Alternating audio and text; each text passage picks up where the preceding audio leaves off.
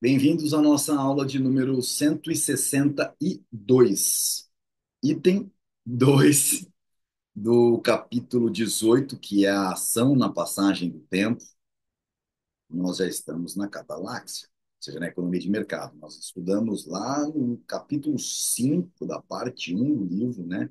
O tempo praxeológico, né? Nós vimos no item um agora que tem uma certa recapitulação disso, só com uma profundidade maior econômica, né, já no corpo econômico da coisa. E agora nós vamos ver a preferência temporal como um requisito essencial da ação. E é importante nós dizermos que este item é de suma importância. Ele é um item de suma importância porque ele vai demonstrar que se não existisse a preferência temporal, as coisas não parariam de pé na ação humana. Ah, tem um subitem, observações em torno da evolução da teoria da preferência temporal, certo? Mas, como a gente faz, a gente considera os subitens como um item à parte, na próxima aula. Então, como estamos sempre fazendo, nosso papel é compartilhar o PDF de tal forma que vocês possam acompanhar a leitura através do vídeo. A preferência temporal como um essencial, requisito essencial da ação. O agente homem não avalia períodos de tempo meramente em função da sua duração. Suas escolhas relativamente à supressão de desconforto futuro, ou seja, suas escolhas em relação à supressão do desconforto futuro, que é o que motiva ele a agir, são orientadas pelas categorias mais cedo e mais tarde. Então, quais são as categorias? São as categorias mais cedo e mais tarde. Olha que coisa importante. Suas escolhas são orientadas pelas categorias, mais cedo, mais tarde. O tempo para o homem não é uma substância homogênea em que só duração tenha importância. O tempo para o homem não é uma substância homogênea em que só duração tenha importância. Não é mais ou menos em tamanho. Olha, isso aqui tudo é de suma importância, compreensão. É um fluxo irreversível cujas frações são consideradas de uma perspectiva diferente, conforme estejam mais próximas ou mais distantes do momento em que se efetua a valoração e se toma a decisão. Mantidas inalteradas as demais circunstâncias, sempre que a gente lê isso aqui, Mises sempre fala, né, colocando nas condições naturais de temperatura e pressão das ciências naturais, para ele é o mantidas inalteradas as demais circunstâncias. Satisfazer uma necessidade no futuro mais próximo é preferível a satisfazê-la no futuro mais remoto. Então, ele está dando uma afirmativa, uma premissa, mantido tudo mais constante. Satisfazer uma necessidade no futuro mais próximo é preferível a satisfazê-la no futuro mais remoto. Portanto, os bens presentes têm mais valor que os bens futuros. E isso são premissas que muitas vezes, e muitos devem estar aqui se perguntando: não, pera lá, não. Às vezes o bem futuro deve ter mais valor. Calma. O mesmo bem.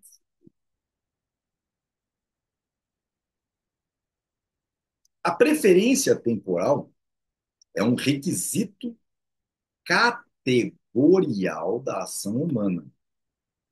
É um requisito categorial. É impossível imaginar uma ação na qual a satisfação mais próxima não seja preferida, desde que sejam iguais às demais circunstâncias, ou seja, não seja preferida em relação à satisfação mais distante. Alguém deve já estar pensando assim: não, pera lá, Rodrigo, pera lá, mas eu prefiro ganhar 1 quilo de picanha todos os dias, ao invés de ganhar 10 quilos de uma única vez, já que eu não vou provavelmente conseguir comer esses 10 quilos sozinhos e ele vai estragar até o 10º dia, por exemplo.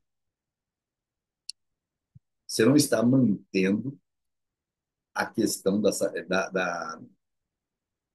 demais circunstâncias iguais. Você já está derivando no tempo a sua satisfação.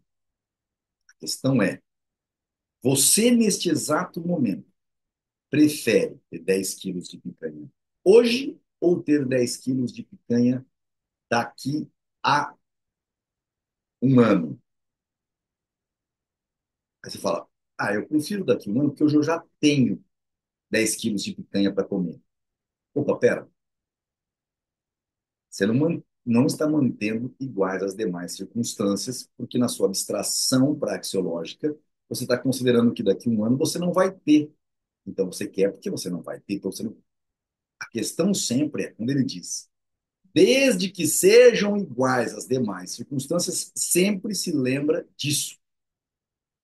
O próprio ato de satisfazer um desejo implica em que seja preferível satisfazê-lo agora do que mais tarde.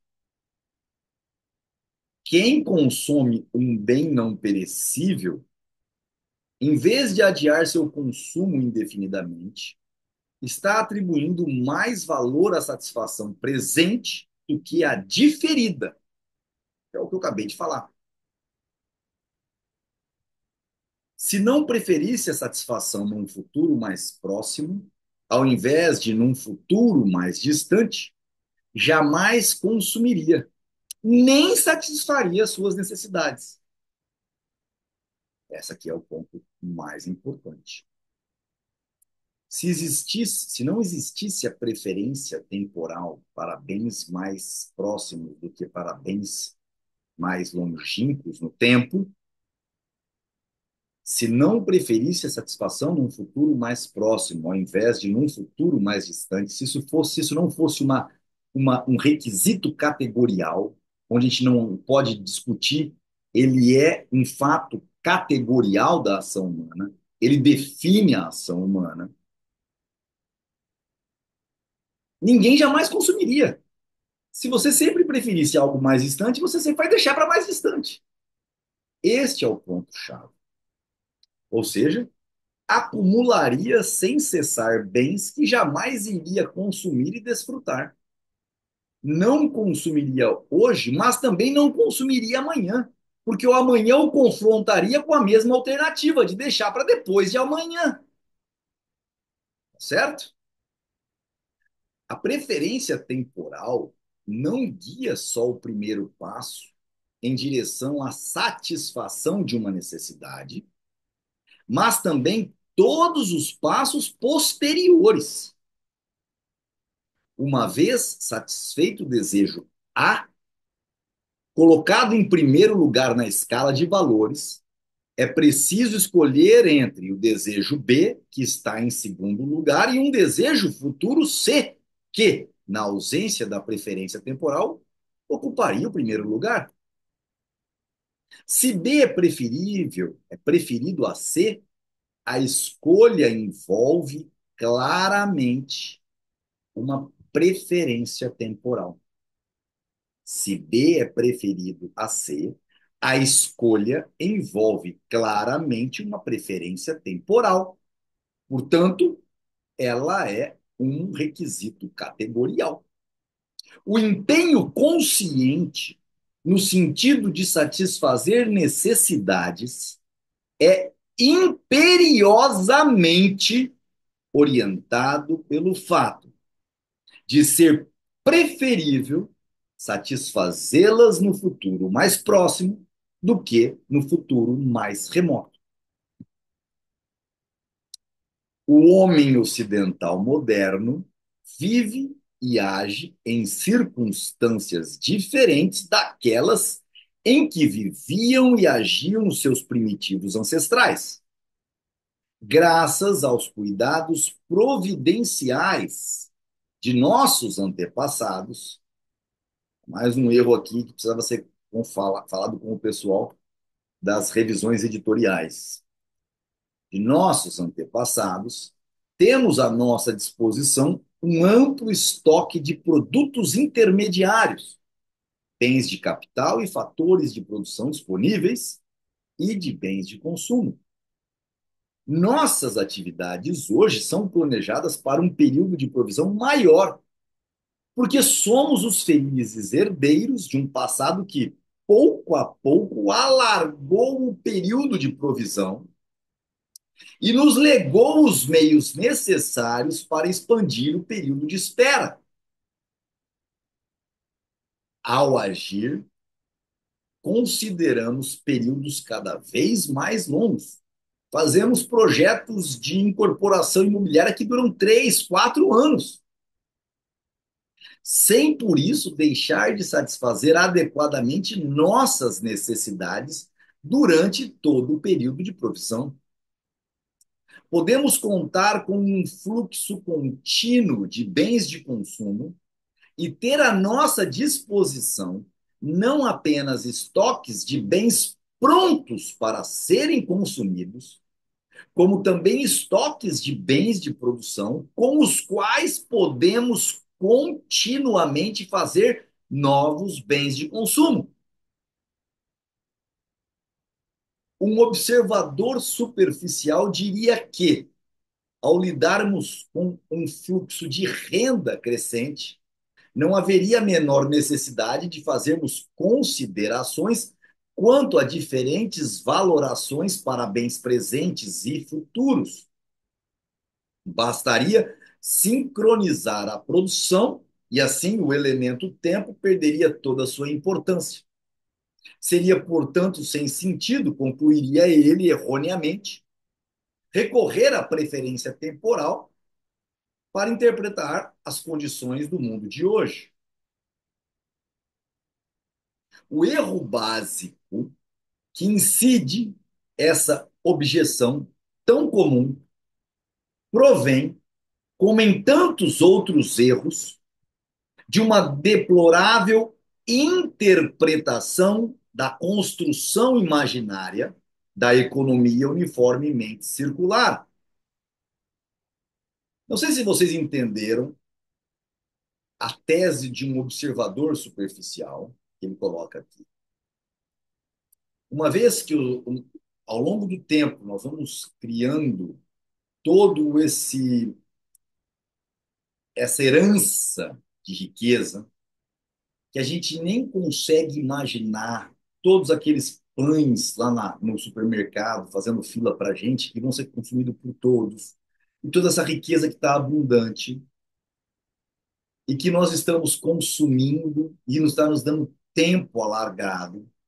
Então faz com que pessoas, pensando num socialismo, num capitalismo tardio, numa observação superficial, diz que, então, ao lidarmos com esse fluxo de renda crescente, dessa riqueza abundante que o capitalismo gerou, hoje não haveria a menor necessidade de fazermos considerações quanto a diferentes valorações de bens presentes e bens futuros. Nós temos uma base alargada. Bastaria sincronizar a produção e assim o elemento tempo perderia toda a sua importância. Essa é uma abstração que, olhando superficialmente, as pessoas cometem esse erro para tentar justificar um socialismo moderno, baseado num capitalismo que enriqueceu toda a sociedade. E, portanto, o que a pessoa está querendo é diminuir as taxas de juros, porque no final de contas, esse observador está querendo formular essas teses para isso. E aqui nós vamos já dizer, está errado. Por quê? Porque essa objeção, essa observação superficial, ela é tão comum porque ela provém, como sempre, de erros que os economistas atuais fazem por conta da econometria ser aplicada dentro de uma construção imaginária chamada economia uniformemente circular, que nós, austríacos, usamos de forma clara como ferramenta para objetar justamente esses casos. Nós não usamos a economia uniformemente circular para validar nossas teses. Nós usamos para objetar teses como essa. No contexto, agora continuando, no contexto desta construção imaginária não ocorrem mudanças. Todas as coisas seguem um curso invariável. Consequentemente, na economia uniformemente circular, não há alteração na alocação de bens para a satisfação de necessidades no futuro próximo ou distante. Ninguém pensa em mudar nada, porque, por definição da construção imaginária, a alocação prevalecente é a que melhor atenderia a todos. Essa é a definição. E por que ninguém acreditaria que uma alocação diferente pudesse melhorar sua situação? Essas são as definições. O mercado está estabilizado, não existe um empreendedor que pense em melhorar a vida das pessoas do jeito que está, se tornar melhor. Nem dinheiro, nem moeda é necessário na construção imaginária. São somente os lançamentos contábeis. Ela não existe. Ninguém desejaria aumentar. Eu já vi economistas, eu não estou mentindo, tá? No meu começo dos estudos da economia austríaca, em certo momento, eu fui conversar, eu estava discutindo investimentos para a minha empresa, e eu fui conversar com um dos maiores fundos de investimento do Brasil. E tinha quatro economistas para me entrevistar, por conta do modelo nosso de negócio, que era disruptivo. Então, eles falavam que era um modelo schumpeteriano, Schumpeter. Eles eram apaixonados por Schumpeter. E, e a tese, em resumo, né, e eu aprendi isso com eles lá, é que o grande problema da humanidade era justamente os modelos de negócio como o meu, schumpeterianos, que eram disruptivos, traziam benefícios diferentes da concorrência, produtos melhores e mais baratos. Ou seja, custos-benefícios melhores, onde as pessoas queriam comprar aquilo, ou podiam comprar aquilo. E aí eles me explicaram que o problema, olha só, economistas de fundos de investimento, o problema que a gente jamais chegava na economia uniformemente circular era a culpa de pessoas que faziam coisas melhores e mais baratas, ou seja, melhores relações custos-benefícios. E aquilo eu fiquei chocado de ver pessoas extremamente bem remuneradas, inteligentíssimas, falando um absurdo como aquele.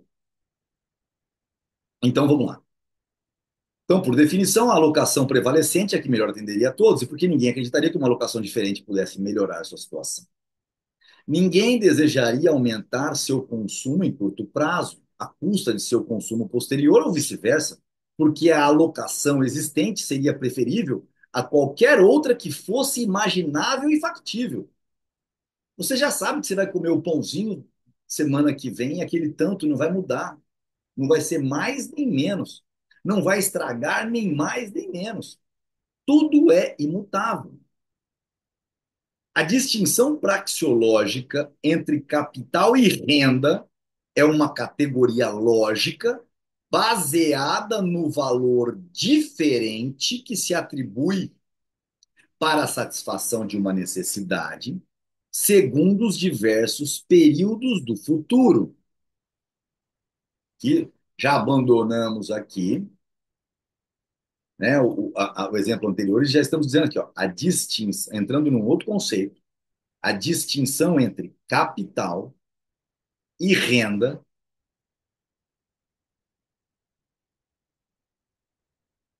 Por que essa distinção entre capital e renda? É uma categoria lógica, baseada no valor diferente, no valor que difere um do outro, que se atribui à satisfação de uma necessidade segundo os diversos períodos do futuro. Vou deixar isso em amarelo para que vocês leiam e releiam com muita profundidade, com muito cuidado. Por quê? Porque aqui está dizendo o seguinte: você fez um negócio, montou um negócio, final do ano, e você vai pegar, não é mês a mês, todo o lucro líquido chega para você. Vamos dizer que se passa um balanço mensal, fecha-se o mês, você tenha um lucro líquido do seu negócio de 100 mil. E você diz que para você viver, você precisa de 10 mil reais. Esquecendo que houve qualquer empréstimo seu, que você vai ter que remunerar esse empréstimo. Essa diferença de atribuição que você dá para a satisfação de uma necessidade, segundo os diversos períodos do futuro, que você vai consumir como renda e o que você vai guardar como capital, é uma categoria lógica. É uma categoria lógica, racional. Na construção imaginária da economia uniformemente circular, está implícito que toda renda, mas não mais que isso, é consumida.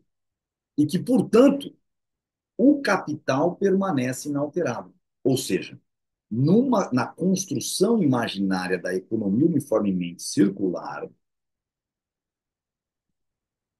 num modelo socialista, por assim dizer, a gente fazer uma abstração, né, sempre, só para entender uma coisa, está implícito que toda a renda, mas não mais que isso, você não pode gastar mais do que a sua renda, mas você tem que gastar toda a renda, porque o capital tem que permanecer inalterado numa construção imaginária.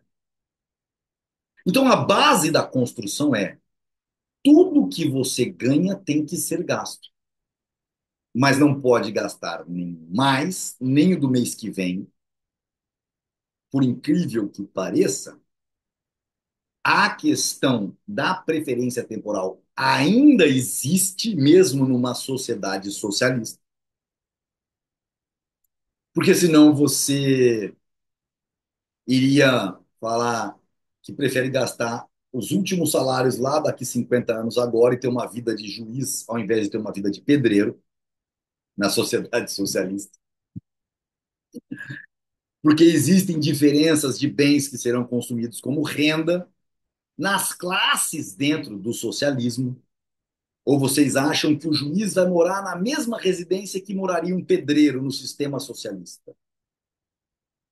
Mesmo que você diga que no futuro será assim, mas que no período de transição o juiz vai estar na casa melhor e o pedreiro. Você já colocou preferência temporal. Você já colocou questões capitalistas no negócio. Você já colocou a inveja no modelo de negócio. Para que funcionasse, tentar abstrair aqui, um sistema socialista, numa construção imaginária. Ninguém poderia inventar nada que melhorasse a vida do outro, o que já é um problema e não vai parar de pé. Mas a primeira coisa a discutir contra promotores, juízes, médicos, todos os que moram em grandes casas e que principalmente poupam para o futuro, compram Bitcoin ou colocam no CDB, ou guardam, ou compram imóveis, ou compram qualquer coisa para o futuro e não gastam toda a sua renda, é que eles não são socialistas, porque eles têm em si o fato da base do capitalismo que nunca vai alterar, porque é um requisito categorial da ação humana, de nós, seres humanos. Ou seja, nunca haverá a possibilidade da construção imaginária de um mundo socialista igualitário, justamente porque existe intrinsecamente na ação humana a questão da preferência temporal. Não precisaríamos chegar na discussão também categorial do porquê no socialismo não há possibilidade de uma visão econômica monetária, como o Mises vai fazer ao longo do livro lá para frente, dizendo não há como existir preços no socialismo, né? Preços reais, um mercado no socialismo que faz com que haja a melhor alocação de recursos. Por isso que ele sucumbirá, porque precisará de um planejador central decidindo o que será produzido e nunca isso funcionará como não funcionou, porque sempre será uma pior alocação dos recursos que existem. No entanto, esta passagem do item 2 ela é muito forte, porque ela já debilita, já aleja o socialismo, tá certo? Consegue-se, assim, um equilíbrio na alocação de bens para satisfação de necessidades nos diferentes períodos do futuro. É ilícito descrever esse estado de coisas afirmando que ninguém quer consumir hoje a renda de amanhã. A concepção da construção imaginária da economia uniformemente circular foi feita precisamente de maneira a que essa aludida condição fosse atendida. Mas é necessário compreender que podemos proclamar com a mesma certeza apodítica que na economia uniformemente circular ninguém quer ter mais do que já tem. Essas afirmativas são verdadeiras em relação à economia uniformemente circular, porque estão implícitas na própria definição desta construção imaginária tais fatos. Elas carecem de sentido quando se referem a uma economia na qual haja mudanças, como é o caso de uma economia real. Então, logo ocorram mudanças nos dados, os indivíduos se veem diante da necessidade de escolher não só entre os diversos modos de satisfação de suas necessidades, como também em que períodos devem satisfazê-las. Um novo bem tanto pode ser consumido imediatamente, como pode ser investido numa produção futura. Qualquer que seja a maneira de empregá-lo, a escolha resultará necessariamente de considerações sobre as vantagens esperadas com a satisfação de necessidades em diferentes períodos do futuro. No mundo real, no nosso universo, cada indivíduo, em cada uma de suas ações, é obrigado a escolher em que período de tempo deve satisfazer suas necessidades. Alguns consomem tudo o que ganham, outros consomem uma parte de seu capital, outros poupam uma parte de sua renda. Este é o ponto. Claro, aqueles que contestam a validade universal, requisito categorial da preferência temporal, não conseguem explicar por que um homem nem sempre investe US$ 100 disponíveis hoje para receber US$ 104 um ano mais tarde. É óbvio que esse homem, ao consumir essa quantia hoje, o faz em decorrência de um julgamento de valor que atribui a US$ 100.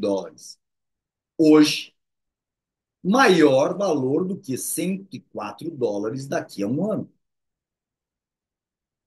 E a pessoa que já está se perguntando, não, mas e se existe o cara que valida pegar, não gastar US$ 100 hoje para receber US$ 104 o ano que vem? Horas, então existe alguém disposto a pegar 100 hoje para pagar 104 o ano que vem, escolhendo o que? Uma preferência temporal, onde ele está pagando algo por pegar algo no presente que ele não tinha. Mesmo no caso de preferir investir os US$ 100, isso não significa que preferia a satisfação diferida, né, diferenciada, à satisfação imediata. Significa, que é o que eu acabei de falar, só que do outro lado, que ele dá menos valor a US$ 100 hoje do que a US$ 104 um ano mais tarde. Cada centavo gasto hoje representa precisamente numa economia capitalista na qual é possível investir até mesmo quantias mínimas, uma prova do maior valor atribuído à satisfação imediata em relação à satisfação diferida. Quando ele fala satisfação diferencial no tempo, diferida no tempo. Cada centavo gasto hoje representa, precisamente numa economia capitalista, uma prova do maior valor atribuído para a satisfação imediata em relação daquela satisfação diferida no tempo, daqui um ano, 2 anos, 10 dias. O teorema da preferência temporal deve ser duplamente demonstrado.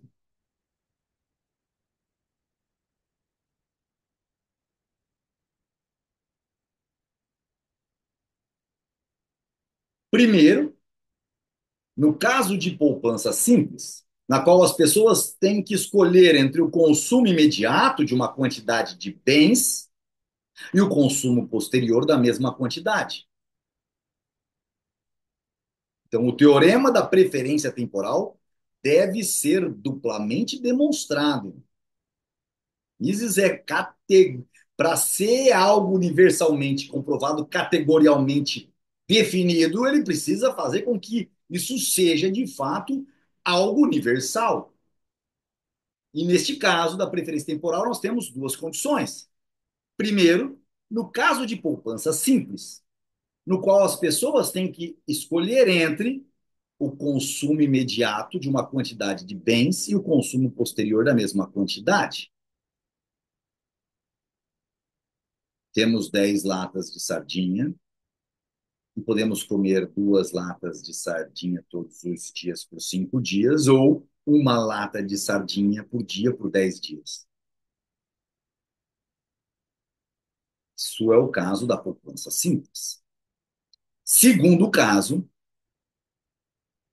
no caso de poupança capitalista, na qual a escolha deve ser feita entre o consumo imediato de uma quantidade de bens e o consumo posterior, seja de uma maior quantidade de bens, seja de bens que lhe proporcionarão uma satisfação para a qual, não considerando a diferença temporal, atribuem um maior valor. A prova foi dada em ambos os casos. Não há nenhum outro caso imaginável. Então, vamos continuar o nosso sublinhar. Procura-se procurar uma explicação psicológica para o problema da preferência temporal. A impaciência e o mal-estar causados pela espera são certamente fenômenos psicológicos. Podemos tentar elucidá-los pela evocação das limitações temporais da vida humana, o nascimento, o crescimento e a maturidade do indivíduo, o seu inevitável envelhecimento e morte. Há no curso da vida humana um momento oportuno para tudo, assim como um muito cedo e um muito tarde. Não obstante, o problema praxeológico de maneira nenhuma tem relação com esses aspectos psicológicos. Lembrem-se sempre disso. Não obstante, nós não temos nada a ver com discussões da psicologia. É preciso conceber e não apenas compreender. Ô, Mises, como você é fantástico. Como você é fantástico. É preciso conceber as teorias da preferência temporal de forma universal e categorial, e não compreendê-las apenas. É preciso conceber que um homem que não prefira uma satisfação, mas cede, tá errado aqui esse mais, né? A mesma satisfação mais tarde jamais chegará a consumir e a desfrutar. É preciso conceber que um homem que não prefira uma satisfação, mas cede para a mesma satisfação mais tarde, jamais chegará a consumir e a desfrutar. Relerei, porque nós temos que conceber este fato que é a base da definição teórica universal da preferência temporal. Espera aí, Rodrigo. É preciso conceber a nossa construção praxeológica que um homem que não prefira uma satisfação mais cedo, agora, cede a mesma satisfação mais tarde.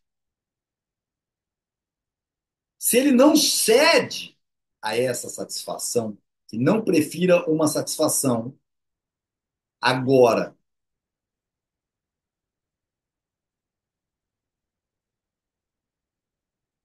e ele não cede a uma satisfação agora, para ceder mais tarde, ele nunca chegará a consumir e desfrutar. Porque o delta tempo é o agora, é o agora. Bom, vamos lá. Vamos conceber o que Mises está falando. Deixa eu checar como é que está o texto aqui no livro, porque é complicado como as pessoas não fazem a revisão textual dessas coisas. É preciso conceber que um homem que não prefira uma satisfação, aqui corrigiu, tá? No livro já está no livro de vocês, mas cede a mesma satisfação mais tarde, jamais chegará a consumir e a desfrutar. Então, aqui no livro, na quarta revisão em português, já está correto, tá certo? É preciso conceber que um homem que não prefira uma satisfação, mas cede a mesma satisfação mais tarde, jamais chegará a consumir e a desfrutar. Ok? Que bom que revisaram. O problema praxeológico, por outro lado, também não deve ser confundido com o fisiológico. Quem quiser sobreviver deve, antes de tudo, cuidar da preservação da sua vida no momento presente. A sobrevivência e a satisfação de necessidades vitais são pressupostos indispensáveis para a satisfação de qualquer necessidade futura. Isto nos faz compreender porque, em todas as situações em que a própria vida está em jogo, as pessoas preferem uma satisfação imediata a uma satisfação futura. Eu até dei um exemplo na aula passada. Se nós ficarmos sabendo que a economia vai entrar em colapso, independentemente de termos ciência de que a moeda vai perder valor ou não, mas vai virar um caos social, nós vamos abrir mão de qualquer reserva futura de monetária e vamos correr para o supermercado, fazer estoque de água, vela, comida, para garantir o nosso. Mas vamos comprar revólver, bala, munição, é isso?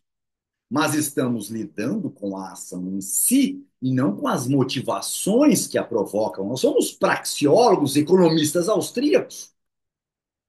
Pela mesma razão que o economista não pergunta porque o homem necessita de albumina, de carboidratos e de gorduras, não nos cabe perguntar por que a satisfação de necessidades vitais é imperativa e não admite qualquer demora. Podemos analisar praxeologicamente o exemplo que eu dei. Horas, o que acontece numa economia degringolando, onde a moeda, você sabe, todo mundo sabe que amanhã a moeda não terá mais valor como hoje, tendendo a zero. O que que você faz com todo o dinheiro que você tem? Deixa no banco e vira zero? E teu vizinho foi lá e comprou todo o estoque do supermercado, você vai morrer de fome? Nós podemos fazer todas as abstrações baseados na praxeologia. Eu usei o limite do dinheiro perdendo valor, tendendo ao limite do infinito rapidamente. Um sobre infinito, tendendo a zero rapidamente. Mas eu posso usar esta construção para supor que, se nós sabemos que ao longo do tempo o dinheiro perde valor, nós somos tentados a não entesourar, nos dando condições praxeológicas de construir o teorema que moedas fiduciárias são, em grande parte, responsáveis pelo conceito de que nós não queremos mais entesourar. Ou colocamos o dinheiro para render, investindo, ou colocamos o dinheiro em bens reais, tangibilizando-os. E esse é o problema de sociedades que não entesouram. Nós vamos lá. Devemos apenas entender que o consumo e o prazer de qualquer natureza pressupõem a preferência de uma satisfação imediata em relação a de uma satisfação futura. O conhecimento que esta percepção nos proporciona é muito superior para quantas explicações desses fatos nos possam ser dadas pela fisiologia. Eu vou dar um exemplo fisiológico de como o Mises está certo e a fisiologia errada. Abrange todo tipo de satisfação de necessidade e não apenas a satisfação das necessidades vitais da sobrevivência. Beber água é importante para a vida. Beber 1.000 litros de água num dia te mata. Então, são justamente esse diferido no tempo que faz com que a preferência temporal tenha seu papel, inclusive, na fisiologia. Mas nós, economistas, não precisamos de fisiologia e não devemos. Não é que nós não precisamos, então por isso não precisamos. Não, nós não podemos, nós temos que conceber as nossas teorias universais, portanto, categoriais, de forma praxeológica. Então, abrange todo tipo de satisfação da necessidade, não apenas a satisfação das necessidades vitais de sobrevivência. É importante enfatizar este ponto, porque a expressão, abre aspas, acumulação de meios de subsistência destinados a prover nossa subsistência, fecha aspas, usada por Bombauer, pode facilmente induzir ao erro. Bombauer, que era colega de Mises, alunos de Karl Menger. Mises não está aqui criticando Bombauer de forma leviana, muito pelo contrário. A escola austríaca deve muito às teses bombauerianas, mas ele está dizendo que a expressão cunhada, escrita por Bombauer, acumulação de meios de subsistência destinados a prover nossa subsistência, leva aos socialistas a criarem teses. Certamente, Uma das tarefas dessa acumulação é prover os meios de satisfação das necessidades elementares da vida e, portanto, garantir a sobrevivência. Mas, além disso, deve ser suficientemente grande para satisfazer não somente os meios de manutenção da vida durante o período de espera, mas também todas as necessidades e desejos que, além da mera sobrevivência, são considerados mais urgentes do que a colheita dos frutos, fisicamente mais abundantes, resultantes do processo de produção que consomem mais tempo. Vamos ler novamente? Certamente, uma das tarefas dessa acumulação é prover os meios da satisfação das necessidades elementares da vida, portanto, garantir a sobrevivência.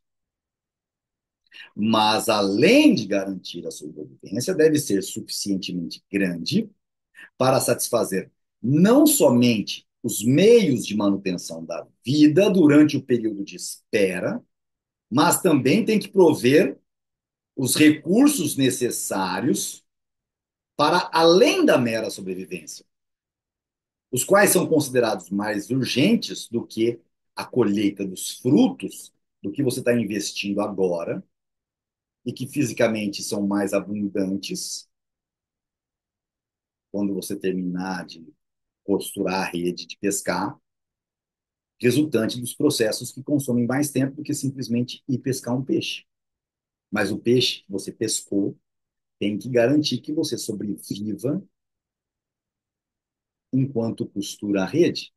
E você tem que ter pescado peixes que você possa trocar por linhas. Então, tem que garantir sua sobrevivência e garantir os recursos que vai fazer com que você produza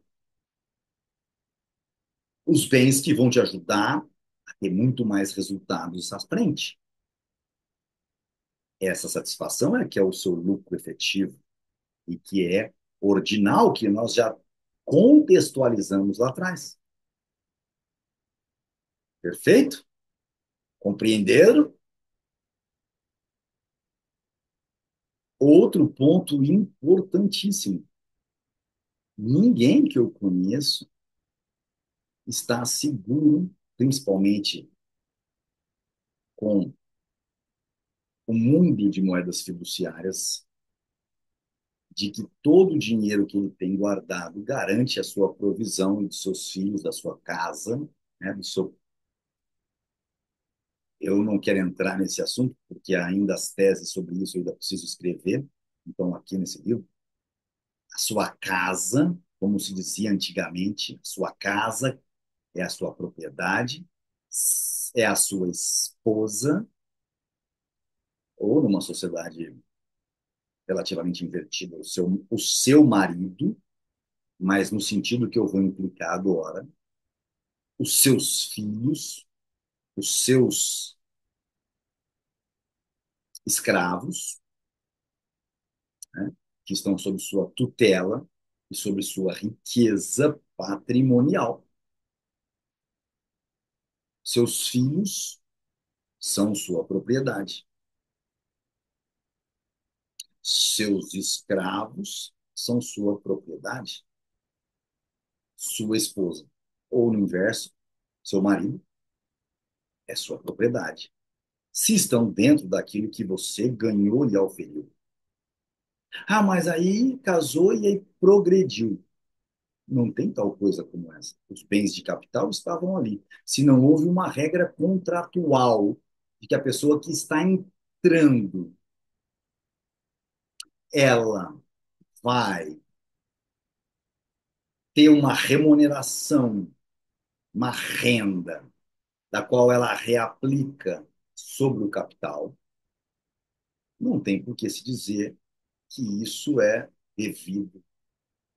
Alguém pode estar me dizendo agora, existe sim esse contrato. Chama-se o contrato de casamento, o casamento civil. Existe comunhão universal, quando o dono da esposa está entrando sem dinheiro algum, por exemplo, ou a esposa que é rica e está colocando o marido colocando para dentro do patrimônio, dizendo, horas, agora somos de fato uma comunhão universal, uma só carne, e tudo que é meu é dele, tudo que é dele é meu, e não há mais distinção patrimonial. Ok. Existe a comunhão parcial, que é uma coisa problemática, é aquilo que nós fizemos juntos a partir de agora. Eu acho isso completamente problemático, porque aí você entra em valorações. Por exemplo, a mulher que fica em casa trabalhando e o marido que sai para trabalhar. Tudo que nós conquistarmos agora é nosso. Bom, me parece justíssimo nesse combinado. Agora vem um problema maior. A mulher e o homem, a mulher que sai para trabalhar e ganha 10 mil por mês, e o homem que sai para trabalhar e ganha mil, um décimo. E ela banca a casa, banca tudo, e esse cara só pinta a unha, faz o cabelo. Qual ativo ele está gerando para o negócio? É somente a satisfação desse daqui ter sexo com o marido? Dá direito a tudo que se gera a partir daquele momento? Então, o marido é um puto? Esse é o conceito de prostituição. Não há o que se dizer de forma diferente. Praxeologicamente, é a mesmíssima coisa. Uma prostituição em que você contrata por tempo contínuo e que antigamente não podia prestar serviços para outro, para outra, né? Hoje em dia, se a esposa que ganha 10 mil vê o marido, né, saindo com a vizinha, que ganha mil, e pedir para separar, porque aquela relação de acordo foi descumprida, ele vai levar a mesma quantidade. Sendo que qualquer juiz justo diria: não, você perdeu seu direito. Porque se você não contribuía nada patrimonialmente para essa relação, você só era o prostituto, o puto, você não tem direito a nada. Você quebrou a relação. Se a relação era de exclusividade, como pressupõe todo casamento. Ou estou errado? Ainda acaba o preço. Bombauer asseverava que toda ampliação do período de produção está condicionada ao fato de que uma quantidade suficiente de bens esteja disponível para tornar possível transpor o intervalo médio entre o início do trabalho e a colheita do respectivo fruto. Bombauer asseverava, afirmava de forma categorial, que toda ampliação do período de produção está condicionada ao fato de que uma quantidade suficiente de bens esteja disponível para tornar possível transpor o intervalo médio entre o início do trabalho e a colheita do fruto respectivo. A expressão quantidade suficiente precisa ser bem esclarecida. Não significa uma quantidade suficiente para assegurar a subsistência. Esse é o ponto de erro. Lembra que eu falei do cara que pescava o peixe? E ele começa a pescar mais. Para quê? Para que ele tenha peixe para passar o período que ele vai parar de pescar posturando a rede, mas ele tem que pescar, mas ele não pode só pensar nisso, porque ele precisa trocar o peixe pela linha. Então não significa uma quantidade suficiente para assegurar a subsistência. A quantidade em questão deve ser suficientemente grande para garantir a satisfação de todas as necessidades, cuja satisfação durante o período de espera é considerada mais urgente do que as vantagens que um período ainda maior de produção poderia proporcionar. Tem mais uma coisa, não é só comprar a linha. Suponhamos que ele pesque por um dia 2 peixes no máximo com a vara e ele precisa de um peixe por dia para viver. Suponhamos que com a rede ele saiba que ele vai pescar, ao invés de 2 peixes por dia, com a vara 3 peixes por dia, horas. É vantajoso para ele. A produção dele deve aumentar. Então, ele consegue ver essa diferença. Se ele não conseguisse ver tal diferença, se o limite estivesse nos 2 peixes por dia com a vara, ou ele fazer todo esse esforço para garantir que ele ia pescar 2 peixes por dia, ele não faria. Talvez não faria. Ou talvez diferisse no tempo, o tempo de trabalho. Se a quantidade em questão fosse menor, o encurtamento do período de produção seria considerado mais vantajoso. O aumento na quantidade de produtos ou a melhoria de sua qualidade, que se espera obter ao manter mais longo o período de produção, deixariam de ser considerado uma remuneração suficiente para a restrição do consumo imposta durante o período de espera. Então, eu acabei de explicar. Se a quantidade em questão fosse menor, um encurtamento do período de produção seria considerado mais vantajoso. O aumento na quantidade de produtos ou a melhoria de sua qualidade, que se espera obter ao manter mais longo o período de produção, deixariam de ser considerado uma remuneração suficiente para a restrição de consumo imposta durante o período de espera. O fato de a reserva para a subsistência ser ou não suficiente é algo que não depende de quaisquer dados fisiológicos ou de outra natureza, suscetíveis de uma determinação objetiva pelos métodos da tecnologia ou da fisiologia.